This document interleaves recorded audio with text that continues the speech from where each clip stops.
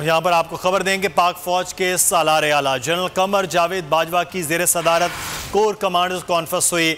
ISPR के मुताबिक core commanders ने वीडियो लिंक के जरिए कॉन्फ्रेंस में शिरकत की। आर्मी चीफ ने दूर दराज इलाकों में इमदादी काम तेज़ करने की भी हिदायत कर दी है। आम खबर से आपको आगाह कर रहे हैं।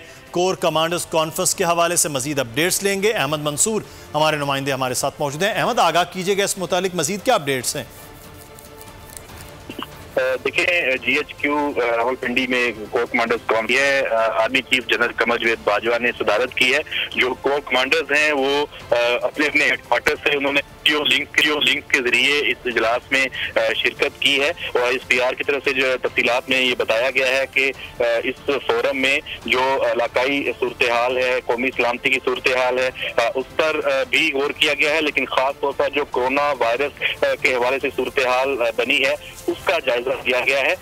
जो फौजी दस्ते तैनात हैं उस हवाले से जो खिदमत अंजाम दे रहे हैं, जो खास तौर पे नेशनल जो कमांड एंड ऑपरेशन सेंटर कायम किया गया, जो कौमी कोशिशों को एक मजबूत शक्ल देने के लिए कोरोना वायरस के फैलाव रोकने के हवाले से उस पर भी ब्रीफिंग दी गई है। कोर कमांडर्स ने सराहा है जो तमाम इस वक्त के अब तक के जो इकदाम हैं उस हवाले से, खासतौर पर जो ट्रुप्स हैं उनकी कारकर्दगी जो है उससे सराहा है। आर्मी चीफ ने जो हदायत जारी की हैं तमाम कमांडर्स को, जो दूर दराज के इलाके हैं वहां तक लोगों को पहुंचा जाए, खासतौर पर गिलगित बल्तिस्तान, बलूचिस्तान, अंदरून सिंध, आजाद कश्मीर, यहाँ पर लोगों की जो मुश्किलात कम करने के हवाले से फौजी दस्ते हैं और जो कमांडर्स हैं अपने अपने इलाकों में वो लोगों तक पहुंचे, तमाम तर कोशिशें उनको मजीद तेज करें। अहमद मंसूर हमें तफसीलात रहे थे कोर कमांड कॉन्फ्रेंस से मुतालिक, आपका बहुत शुक्रिया।